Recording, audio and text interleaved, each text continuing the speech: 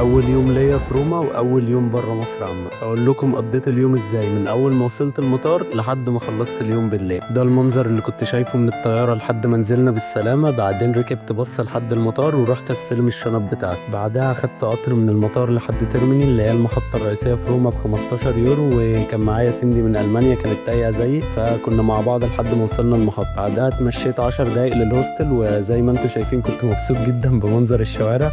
سبت الشنط هناك وكان لازم اروح الجامعه اللي كنت متاخر عليها. كنت فاكرها ربع ساعه مشي من الهوستل بس طلعت ساعه، فحصل خير.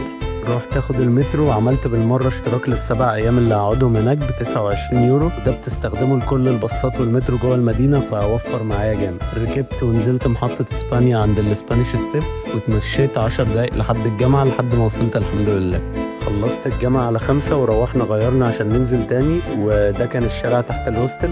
نزلت اتمشيت لحد المترو وركبت لحد الكوليسيوم. أول ما خرجت من المحطة اتفاجئت بيه في وشي ساعتها عقلي حس بجد إن أنا في روما وكنت مبسوط جدا. خدت حبة صور جامدة واتحركت لأصحابي عشان أجرب أول بيتزا ليا في روما. سقف توقعاتي نزل في الأرض، ما كانتش قد كده بصراحة، بس الأيام اللي بعدها كنت كل يوم باكل بيتزا أحلى من اللي قبلها. آخر حاجة رحنا قعدنا عند البانسيوم، المنظر كان مش طبيعي.